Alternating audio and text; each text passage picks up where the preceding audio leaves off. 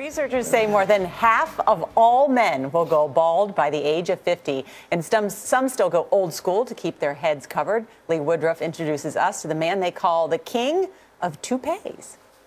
Okay. Let's make me into a whole different woman. For women, wigs can be all about changing our looks. Ready? Shazam! Look at that!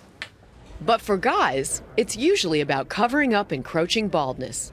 And for men who are losing their locks, a toupee can be fraught with insecurities over being found out, or maybe flipping their lids. Joseph Paris says, fear not. It's fail-safe. It only comes off when you want to take it off. About the sneezing and having it fall in the sink, it's nonsense. This is a synthetic wig. Paris is a master wig maker, topping heads to the tune of $1 million a year. And you're the guy.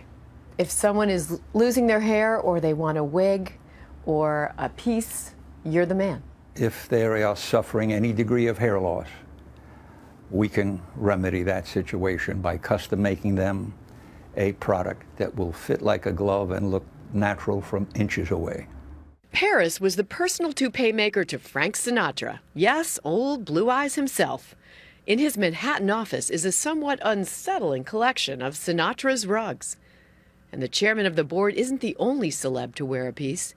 Ted Danson has worn one for years, as has Joe Pesci and William Shatner, though Paris won't say if they wear his work. Would we be surprised at some of the leading men in Hollywood who use your hair pieces? You'd be surprised, and that's where I'm going to leave it, unfortunately. I just can't divulge their names. I would no longer have them as clients. Paris says that men's hair helps identify their masculinity, their virility. Nobody likes being bald. And if they tell you they like being bald, that's an absolute downright lie. It's a frame around a picture. Hair frames the face. In the U.S., about 80 million people suffer hereditary hair loss or thinning. Rogan? Well, I'll admit I was skeptical at first. No wonder the non-surgical hair replacement industry, from Rogaine you can wash your hair to rugs, is a $550 million a year business. It's really hard to believe that my hair was that bad. But if replacing what you've lost isn't your thing, men have another option. The shaved head is basically a power look.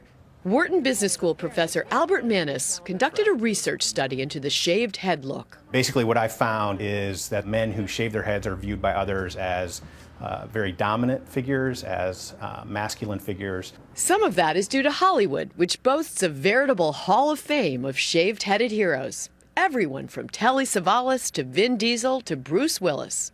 When people see somebody with a shaved head, there are some stereotypical associations that they have with these other men who typically embody strength and masculinity and power. So of course, given Manus's shorn top, it's easy to wonder if his research was self-serving. The first thing I would say as a researcher, I would encourage other people to try to replicate my results. I mean, I'm confident in the findings. So rejoice, balding men of America.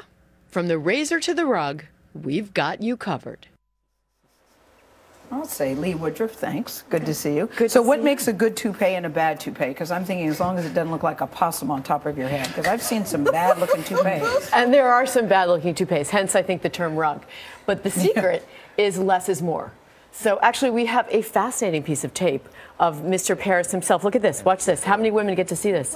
He is wearing a rug. So see how his own hair is in there. Yeah, he shocked the bejesus out of me. And, right, and there it is. It's like a squirrel. What's holding that on? So it's tape and clips, and it's woven into his own hair. He's a perfect walking ad. He looks great. Yeah. Lee Woodruff, thank you. You're welcome. Are you going to pull something off? Oh, hang on.